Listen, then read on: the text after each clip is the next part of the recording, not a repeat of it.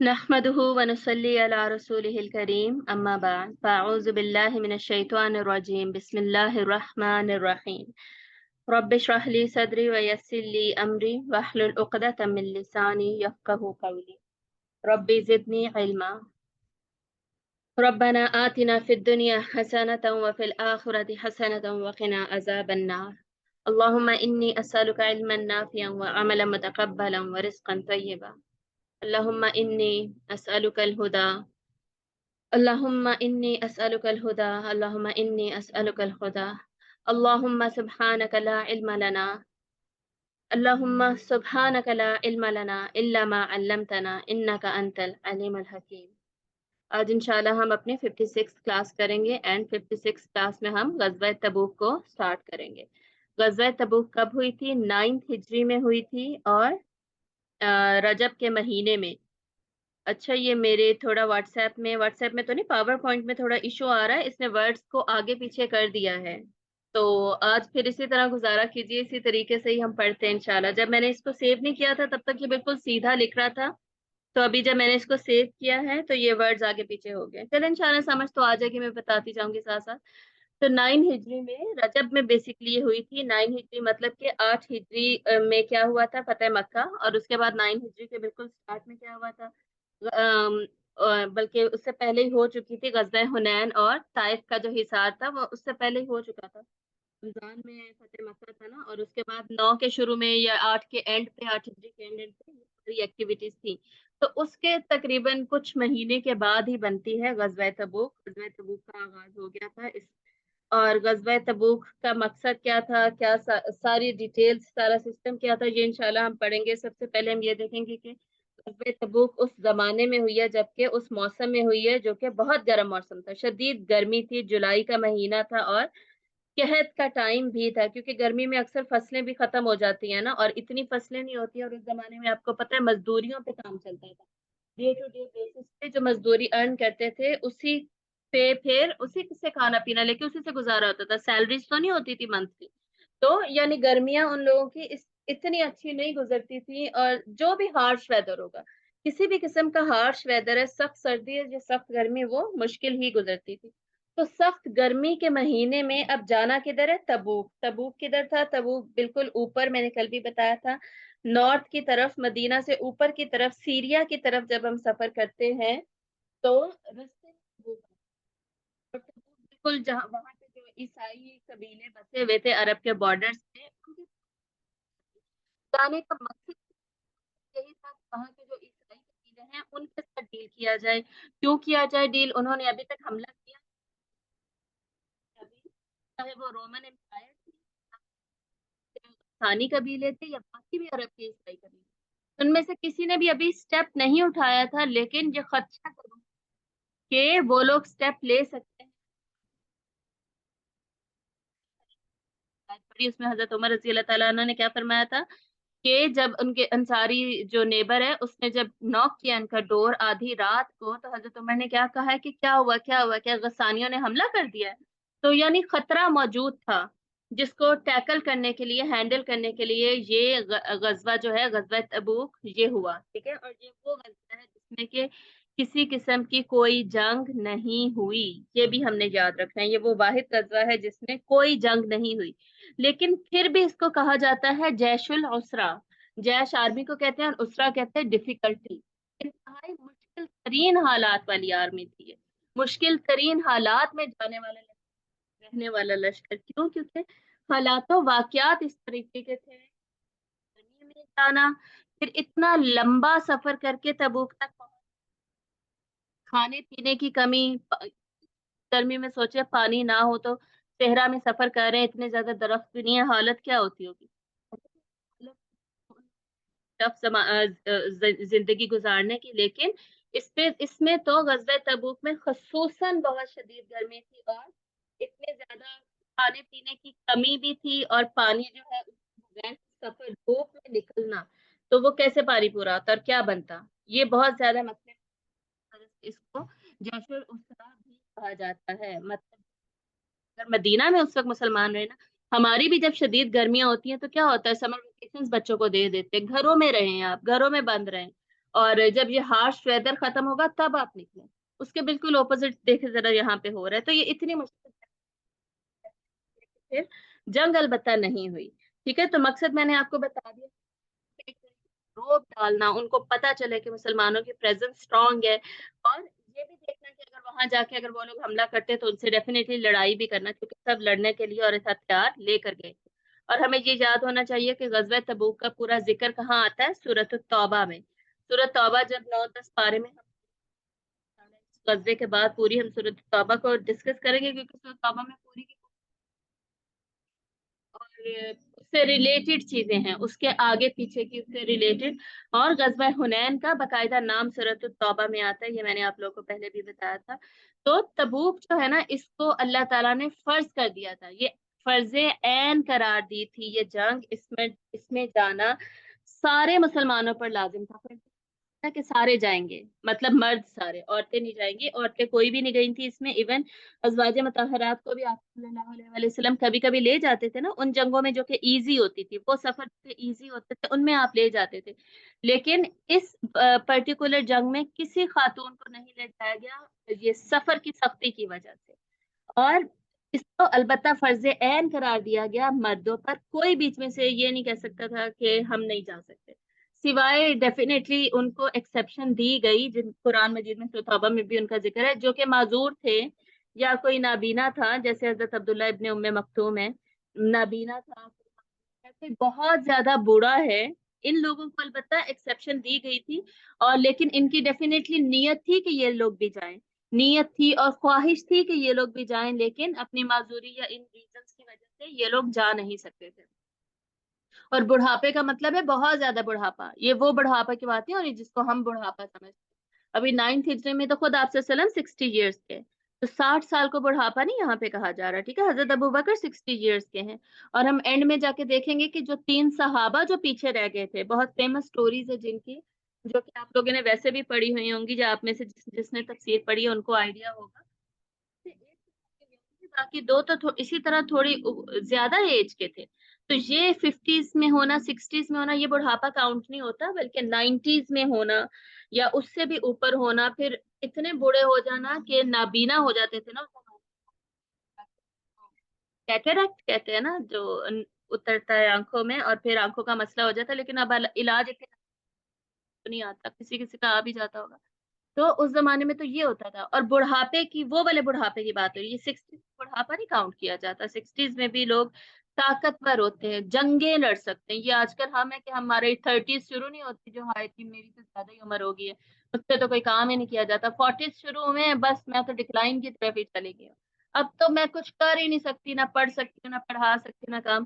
ہمارے یہ حالات ہیں. اور 60s میں یہاں پر جنگیں ہو رہی ہیں. ٹھیک ہے، تو یہ اس سے بھی ہم بہت بڑا لیسن ہے ہمارے لیے سیکھنے کو. اچھا، اس غزوہ میں جنگ نہیں ہوئی لیکن لیسنز بہت زیادہ ہیں، بہت زیادہ اسباق ہے سیکھنے کے لیے اس میں، کیونکہ اس میں چھوٹے چھوٹے واقعات ہوں گے، چھوٹے چھوٹے واقعات کی کلیکشن ہوگی اس میں، جو کہ ہم دیکھتے جائیں گے ساتھ ساتھ، اور اس سے ہم سیکھتے جائیں گے.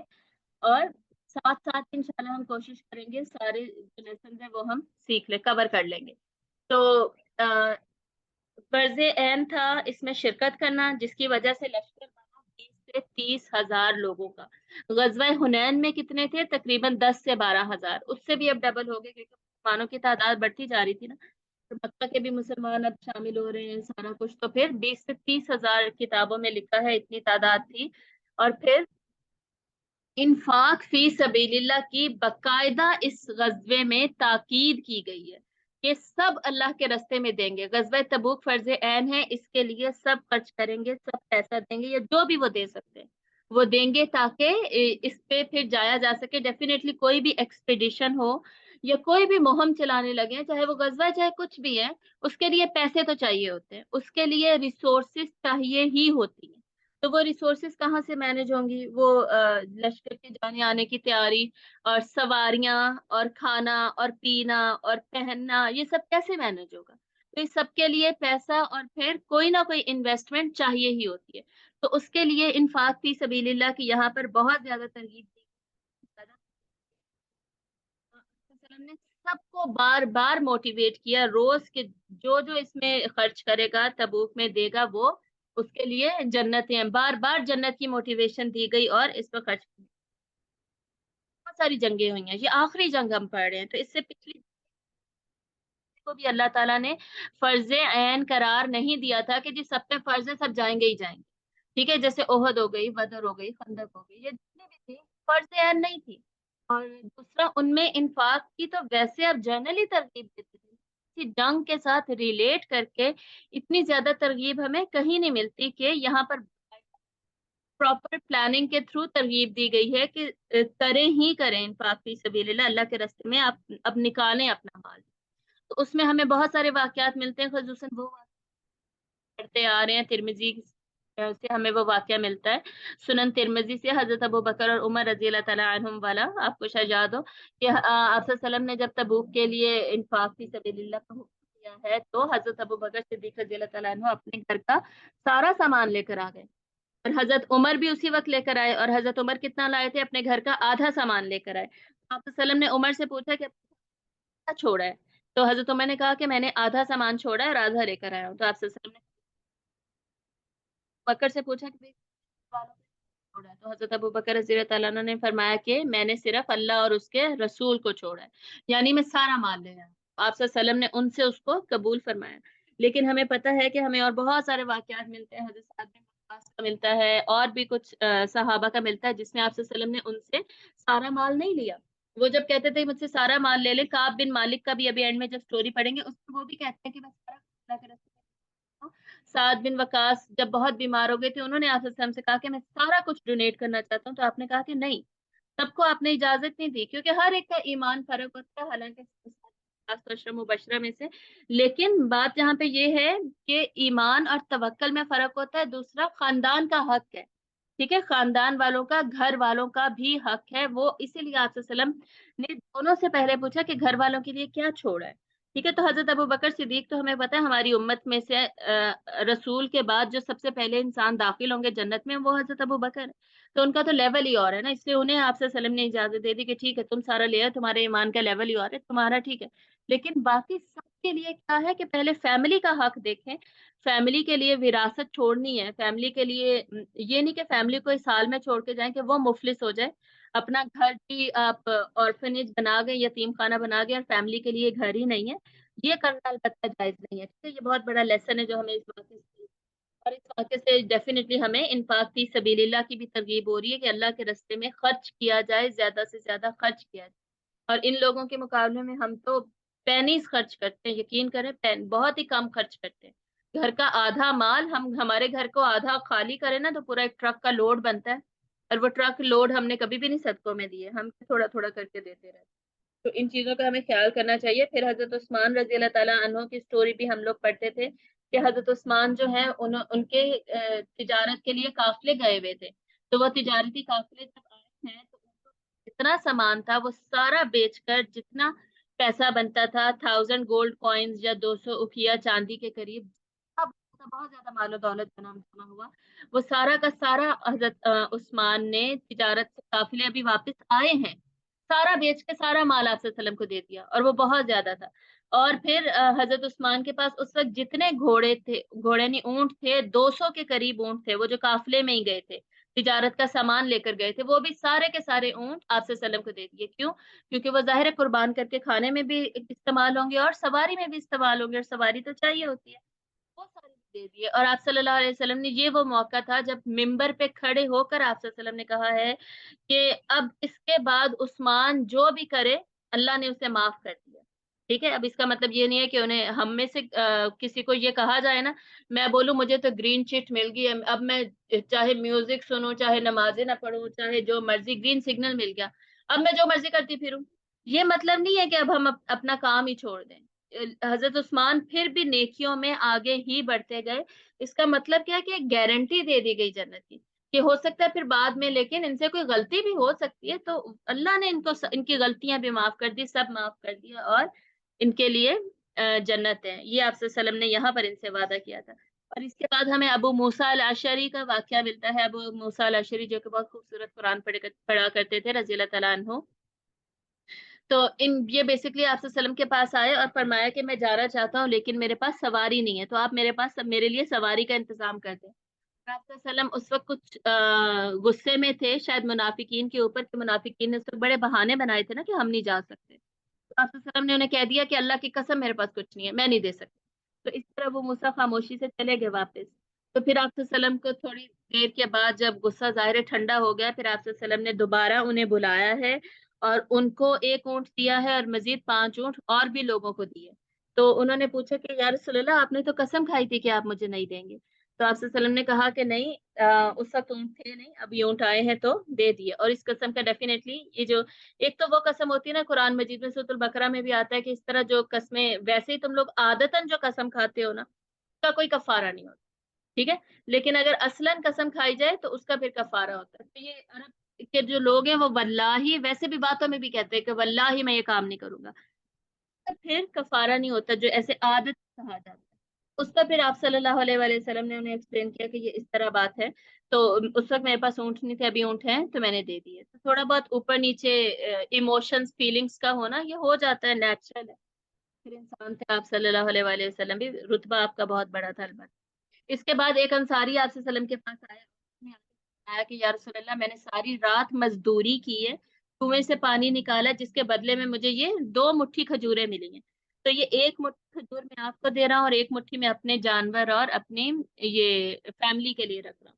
तो वसल्लम ने उसको कबूल फरमाया। इस पर जो मुनाफिकीन आसपास थे उन्होंने मजाक उड़ाना शुरू कर दिया, हंसना शुरू कर दिया कि अल्लाह को तुम्हारी इस 1 मुट्ठी खजूर की क्या जरूरत है, ठीक है। तो ये वाकया भी इसका भी रेफरेंस हमें मिलेगा सूरत तौबा में इंशाल्लाह जब हम पढ़ेंगे।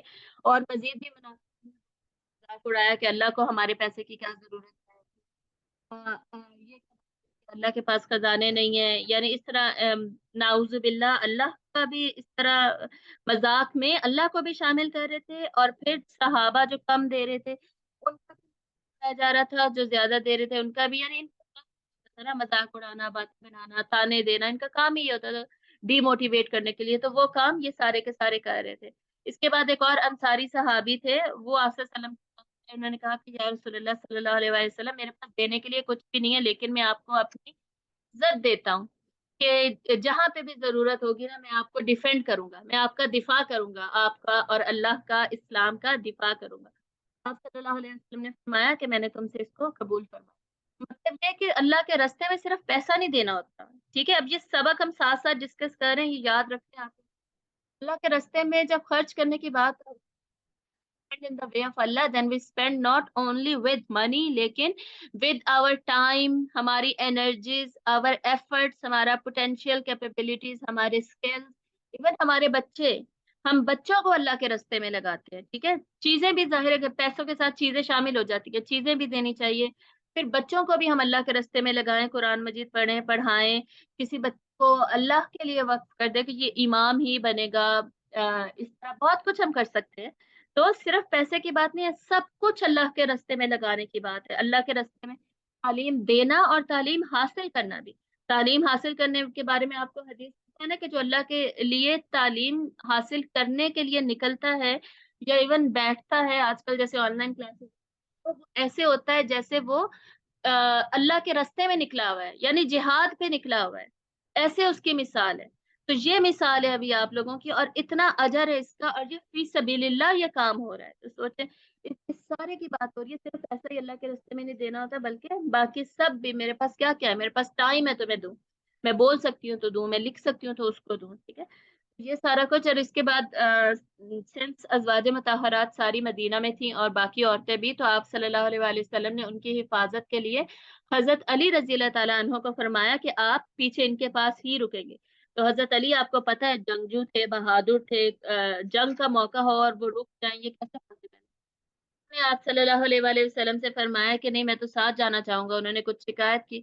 तो इस पर आप सल्लल्लाहु अलैहि वसल्लम ने फरमाया कि क्या तुम इस पर राजी नहीं हो कि तुम्हें मुझसे वो निस्बत है जो हारून अलैहिस्सलाम को मूसा अलैहिस्सलाम के साथ थी। ये हदीस भी हम में से काफियों को सुनी हुई होनी चाहिए, ठीक है।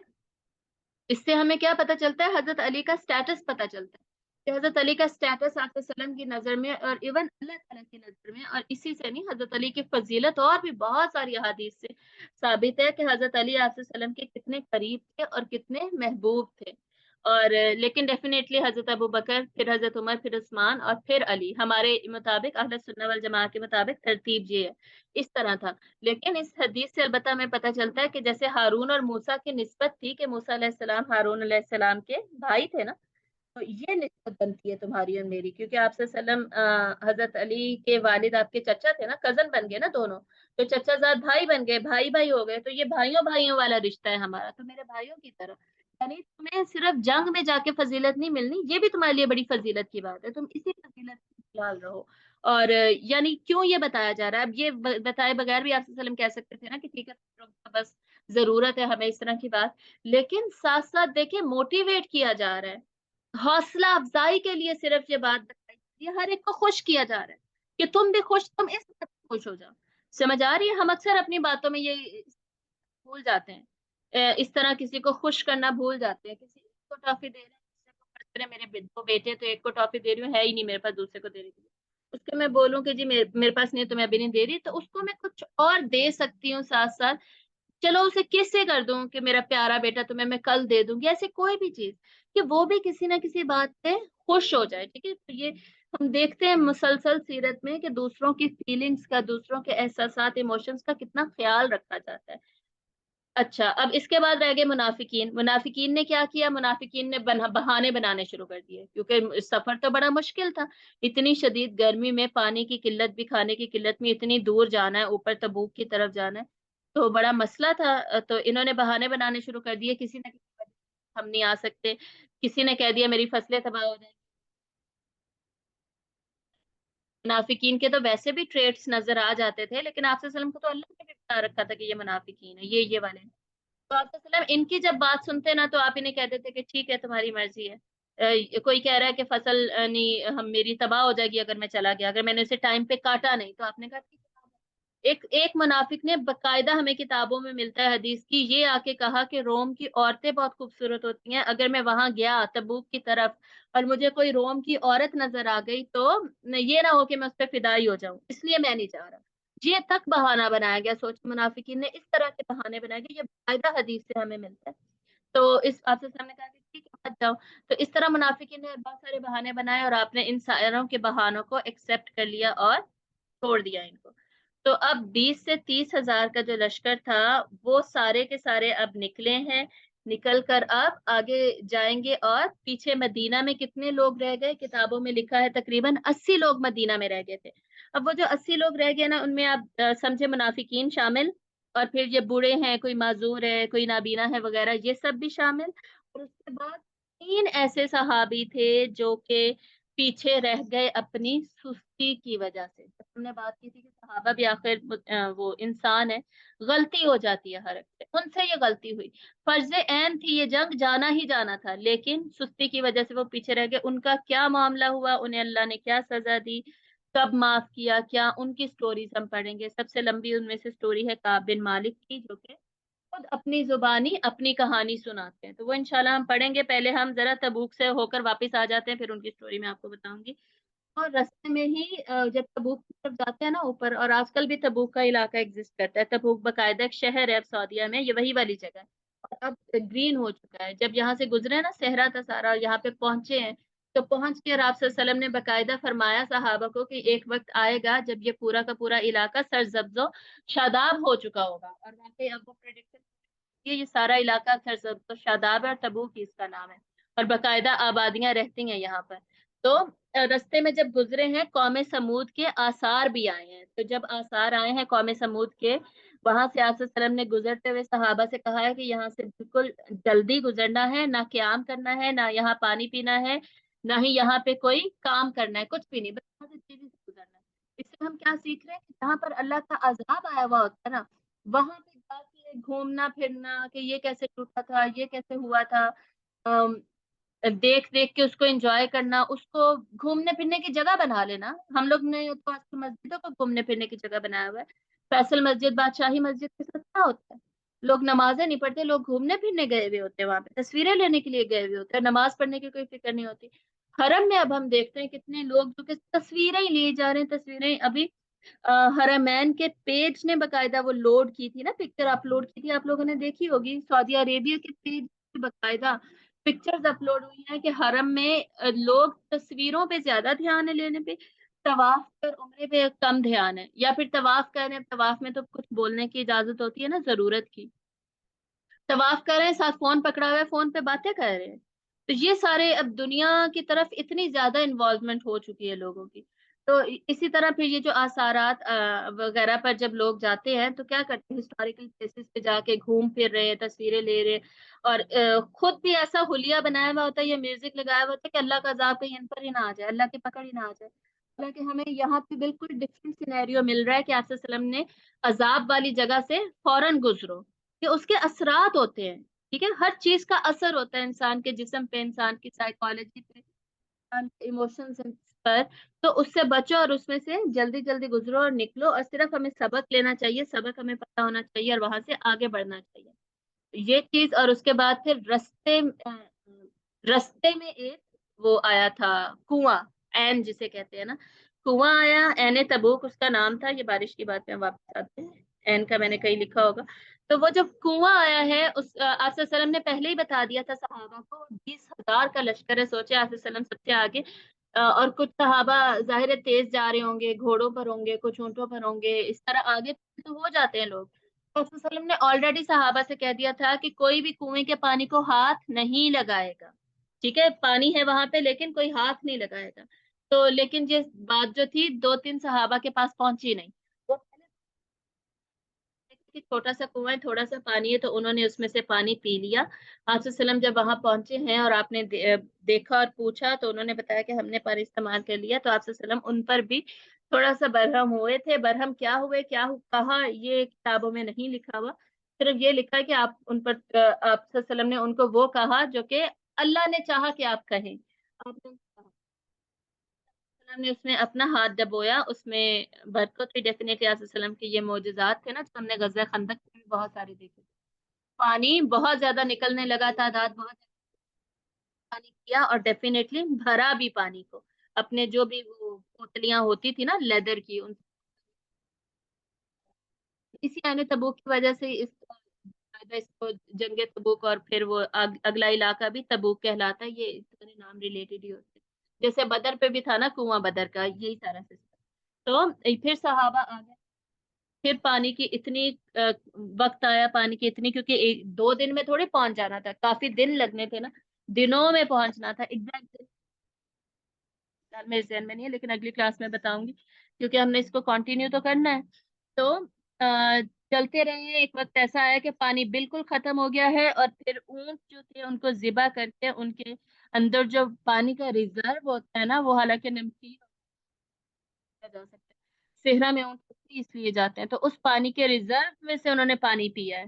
اس طرح بھی گزارا کیا گیا ہے، حالانکہ سواری کم ہو گئی. ایک اونٹ کو ذبح کر دیا تو پھر کیا کرتے ہوں گے، ایک بندہ کچھ دیر ایک اونٹ پہ بیٹھتا ہوگا، پھر وہ پیدل چلتا ہوگا اور دوسرا اونٹ پہ بیٹھتا ہوگا. یعنی یہ اس غزوے میں بہت ہی زیادہ مشکل حالات و واقعات تھے، بہت ہی مشکل اس کو ایکسپلین کیا گیا. صحابہ بھی کہتے ہیں کہ یہ بہت سب سے زیادہ مشکل غزوات میں سے یہ غزوہ تھا. تو خیر وہاں پر آگے گئے ہیں پھر سے، اور پھر پانی کی اتنی قلت ہو چکی تھی کہ حضرت ابو بکر صدیق کہ یا رسول اللہ پلیز آپ اللہ سے دعا کرے کہ بارش ہو جائے، اللہ سے دعا کیجیے بارش ہو جائے. تو آپ صلی اللہ علیہ وسلم نے پھر جیسے ہی ہاتھ اٹھائے ہیں تو بارش ہوئی ہے. پھر سب سیر ہوئے ہیں. بظاہر ہے جانوروں نے بھی پانی پینا ہوتا ہے نا، جانور بھی کتنی دیر ایسے چلے، تو جانوروں نے بھی پانی پیا اور سب نے پانی لیا. تو یہ سارا سلسلہ چلتا رہا، اور الٹیمیٹلی تبوک پر جا کے خیمہ زنی کرنے لگا. وہاں پر آ, انتظار کیا گیا ہے، اور وہاں پر تقریباً 20 دن تبوک پر گزارے گئے.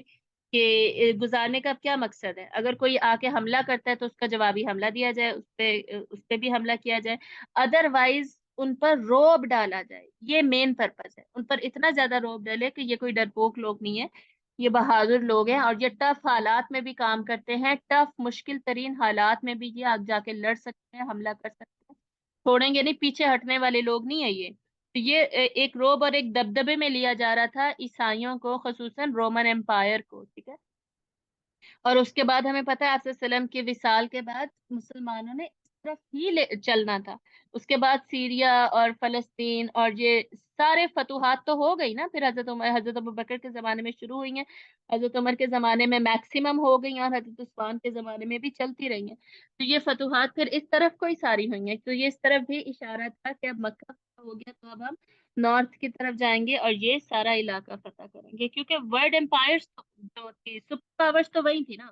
رومن امپائر اور پرشین امپائر اوپر ہی تھی، نارتھ میں تھی، ایگزسٹ کرتی تھی. اب سپر پاورز تھی.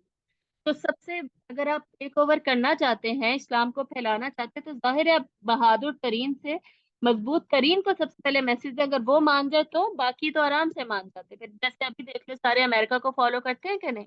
سپر پاور کو فالو کرتے ہیں سارے. تو سپر پاورز کی طرف سب سے پہلے پھر اوپر کی طرف حافظ وسلم کے وصال کے بعد بھی قدم اٹھائے گئے ہیں. اور حافظ وسلم نے جہاں سے تبوک سے یہ میسج دے دیا تھا کہ حالات جیسے بھی ہو، یہ مسلمانوں کی تیاری بھی اس کا مقصد تھا کہ حالات جیسے بھی ہو تم لوگ تیار رہو مشکل ترین حالات کے لیے اور آگے بڑھ کے جنگیں کرنے کے لیے. اور جب ہم پڑھتے ہیں نا حضرت خالد بن ولید رضی اللہ تعالیٰ عنہ کی بایوگرافی، یا حضرت سعد بن وقاص کی بایوگرافی، اور حضرت یہ جو ہے عامر کیا نام تھا یار وہ اشرا مبشرہ میں سے جو ہے، لمبا سا نام ہے نا، اس لیے ہمیشہ مجھے بھول جاتا ہے، ہمیشہ نہیں بولتا، ابھی بولا. ابو عامر، وہ والے ٹھیک ہے جن کے نام میں ابو عامر آتا ہے. میں دیکھوں گی تو یاد آ جائے گا مجھے. اشرف مبشرہ میں ہے. ان تینوں نے بہت زیادہ فتوحات کی نا. تو ان کی جب ہم پڑھتے ہیں نا پھر بایوگرافیز، وہ والے صحابی کی میں بات کر رہی ہوں جنہوں نے بدر میں اپنے والد کو مارا تھا، والد ان کے کافر تھے، ان کو مارا تھا، ان والے صحابی ابن ابی ربا، پتہ نہیں خیر بھول گیا مجھے، چھوڑ. تو ان کی جب ہم بایوگرافیز پڑھتے ہیں تو ہمیں پتہ چلتا ہے انہوں نے جنگیں پھر کتنے مشکل حالات میں کی ہیں. پانی میں لے گئے گھوڑے، پانیوں کو کراس کیا ہے گھوڑوں کے ساتھ، یہ فکر کیے بغیر کہ ہم ڈوب بھی سکتے ہیں. کیا کچھ نہیں کیا. توپوں کو فیس کیا، ہر طریقے سے ہاتھیوں کو فیس کیا. ہاتھیوں کو کبھی نہیں مسلمانوں نے فیس کیا تھا. یعنی کوئی ایسی ٹف سچویشن، جو ایسی ان ایکسپیکٹڈ سچویشن نہیں تھی جو مسلمانوں نے فیس نہیں کی. اور آج لوگ حیران ہوتے ہیں، دنیا کے سارے لوگ جو اسٹڈی کرتے ہیں وارز کو، کہ اتنے تھوڑے عرصے میں اربوں میں سے یہ بدوؤں کی قومیں اٹھی ہیں اور انہوں نے جا کر پھر پوری دنیا کو فتح کر لیا. نہ ان کے پاس کوئی وار کی ٹریننگ تھی، باقاعدہ جو ٹریننگ ہوتی ہے، نہ ان کے پاس کوئی سیویلائزیشن تھی، تہذیبیں تھی. جیسے رومن امپائر کے پاس تو اس وقت بھی فوجیں تھی، تو ان کے پاس تو ایسا کچھ بھی نہیں تھا. کیا تھا؟ صرف ایمان کی طاقت، اور اس کی اور تعداد بھی کم، اور اس کے ساتھ انہوں نے اتنی فتوحات کی. تو اب بھی حیران ہوتے ہیں وہ. اور ایسی ایسی پھر جو سچویشن ہوئی ہیں، اس کے لیے پھر تیار کیا گیا ہے مسلمانوں کو. یہاں سے تیاری شروع ہوتی. ہاں جی. تو اب آگے کیا ہوا کہ وہاں پر جب پہنچ گئے ہیں تبوک پر، تو تبوک پر وسلم کی خدمت میں حاضر ہوئے. اب یہ وہاں کے ارد گرد کے قبیلے ہیں، سارے عیسائیوں کے جو قبیلے تھے نا ارد گرد. اب وہ حاضر ہوئے تو اس نے پھر جزیہ دینے کو منظور کر لیا کہ وہ آپ وسلم کو جزیہ دے گا. جزیہ کیا ہوتا ہے؟ ٹیکس. عیسائی اور یہودی جو ہوتے ہیں انہیں آپ کے لینڈ میں اسلامک کنٹری میں رہنے کی اجازت ہوتی ہے اس شرط پہ کہ وہ ٹیکس دیں گے. اسلامک جو سسٹم ہے نا، اکانومی کا سسٹم، وہ اصل میں یہ ہے کہ مسلمانوں نے کوئی ٹیکس نہیں دینا ہوتا. مسلمانوں پہ اسپینڈنگ ہوگی، ٹیکس خرچ کیا جائے گا، اور ٹیکس دینے والے صرف عیسائی اور یہودی ہوں گے. اصل میں سسٹم یہ. لیکن اب ہمارے اوپر تو یہ گورنمنٹ ہی اس طرح کی مسلط ہے نا کہ وہ ہم سے بھی ٹیکس لیتے ہیں، بجائے ہم پہ خرچ کرنے کے ہمیں دینے کے ہم سے باقاعدہ لیا جاتا ہے. یہ خیر عیسائیوں سے تو لینا تھا. تو یہ یوحنا جو تھا، اس نے جزیہ دینا منظور کیا، اور اس نے ایک سفید خچر بھی آپ وسلم کو گفٹ کیا. اور آپ وسلم نے سلے میں اس کو اپنی ایک چادر مبارک، ردائے مبارک، اس کو بھی عنایت فرمائی. اس کے بعد جو جربا اور ازرا کے عیسائی تھے وہ حاضر ہوئے، اور انہوں نے بھی جزیے پر رضامندی ظاہر کی. ٹھیک ہے، ہم بھی ٹیکس دیں گے، مطلب ہمارے پاس جنگ نہ کرے. یہ امن کا معاہدہ ہو رہا ہے، ایگریمنٹ ہو رہا ہے کہ جنگ نہیں ہم کرتے، ہم ادھر رہ لیتے ہیں، ہم کرسچنز ہی رہیں گے. آپ وسلم نے کہا کہ ٹھیک ہے، اب تم نہیں مانتے تو، یعنی اسلام پر نہیں مانتے، مقصد یہ تھا نا وہ مسلمان ہو جائے. نہیں مانتے تو ٹھیک ہے، پھر تم جزیہ دو گے. یہ بات. پھر دومت الجندل جو تھا وہ دمشق سے نا، دمشق کیا ہے؟ یہ ڈمیسکس جسے ہم کہتے ہیں، سیریا کا جو کیپٹل ہے، 5 منزل پر ہے. وہاں ایک سردار عربی جس کا نام عقیدر تھا، پڑھتے ہوں گے عقیدر. وہ البتہ جو کیسر روم تھا نا، اس کے زیر اثر تھا. مطلب کہ وہ یہ نہیں چاہتا تھا کہ میں امن کے ساتھ معاہدہ کر لوں، بلکہ لڑنا چاہتا تھا. تو آپ صلی اللہ علیہ وسلم نے حضرت خالد رضی اللہ تعالیٰ عنہ کو 420 کی جمعیت کے ساتھ اس کے مقابلے کے لیے بھیجا. ارد گرد ہی کوئی قبیلہ ہوگا نا، لڑو. تو خالد نے اس کو گرفتار کیا اور اس شرط پر پھر رہائی دی کہ خود بار رسالت میں حاضر ہو کر صلح کی شرطیں پیش کرے. گرفتار کر لیا اور پھر لے کر اس کو آپ صلی اللہ علیہ وسلم کے پاس آ گئے کہ صلح کی شرطیں تم پیش کرو تو تمہاری رہائی ہوگی. تو وہ اپنے بھائی کے ساتھ پھر مدینہ آیا ہے، اس کے بعد آیا مدینہ، اور آپ صلی اللہ علیہ وسلم نے اس کو بھی امان دے دی. تو یہ اس کا واقعہ اس کے ساتھ میں یہ واقعہ مینشن ہے. جہاں پر البتہ لیا گیا تھا، بعد میں اس کو چھوڑا گیا ہے یہ اپنے بھائی کے ساتھ وہیں پہ، یعنی وہیں پہ چھوڑ دیا، امان دے دی، لیکن اس شرط پر کہ پھر تم شرائط کو بتاؤ اور آ کر تمہارے ساتھ بات طے کریں گے اور پھر جیسے بھی کرنا ہوا. تو آپ صلی اللہ علیہ وسلم نے پھر اس کو امان دے دی تھی. یہ واقعہ. اب آگے جب جا رہے تھے نا تبوک پہ، تو رستے میں کیا ہوا کہ آپ صلی اللہ علیہ وآلہ وسلم نے دور سے دیکھا ایک پیدل شخص چل کے آ رہا ہے. اب جو ہم تھوڑا سا پیچھے کو جا رہے ہیں، واپس جا رہے ہیں، رستے میں جب تھے، رستے میں آپ نے دیکھا کہ ایک پیدل شخص چل کر آ رہا ہے اور اس کے کندھے پہ پوٹری بھی ہے، سامان بھی اٹھایا ہوا ہے. تو آپ صلی اللہ علیہ وآلہ وسلم نے جب دیکھا ہے اور صحابہ نے دیکھا ہے، تو آپ صلی اللہ علیہ وسلم نے کہنا شروع کیا کہ ابا ذر کن ابا ذر، یعنی اللہ کرے کہ یہ ابو ذر ہی ہو، اللہ کرے یہ ابو ذر ہی ہو، ابو ذر الغفاری ہی ہو. اس سے ہمیں پتہ چل رہا ہے کہ حضرت ابو ذر الغفاری، جو کہ بہت مشہور صحابی ہے، آپ لوگوں کو پتہ ہونا چاہیے، وہ وہیں پہ رہ گئے تھے، مدینہ میں رہ گئے تھے پیچھے. اور کیوں رہ گئے تھے؟ کیونکہ حضرت ابو ذر غفاری رضی اللہ تعالیٰ عنہ کے پاس سواری نہیں تھی. لیکن وہ یا تو انہوں نے کسی کو دیا ہوا تھا یا بیمار تھا یا کیا چکر ہے، یہ نہیں لکھا ہوا. فی الحال ان کے پاس سواری کرنے کے لیے البتہ سواری موجود نہیں تھی، تیار سواری نہیں تھی، جس کی وجہ سے وہ جا نہیں سکتے تھے. وہ آخری دن تک ویٹ کرتے رہے کہ کوئی انتظام ہو جائے سواری کا، ٹھیک ہو جائے یا کو واپس کر دے، جو بھی ان کا سلسلہ تھا. لیکن ایسا ہو نہیں سکا. تو الٹیمیٹلی جب چلے گئے ہیں مسلمان، تو انہوں نے اگلے دن سوچا کہ نہیں، یہ مجھے نکل جانا چاہیے، بتائیے کہ میں فرض عین تھی نا. یہ پیدل ہی نکلے ہیں، پیدل نکلے ہیں. اب اونٹوں پر جو لشکر جا رہا ہے فوج کا، تو ظاہر آہستہ آہستہ جا رہا ہے نا، کوئی بھاگ بھاگ کے گاڑیوں پہ تھوڑی جا رہے ہیں وہ لوگ. تو پیدل اکیلا شخص پیدل آئے گا، لشکر ویسے ہی سلو ہو جاتا ہے.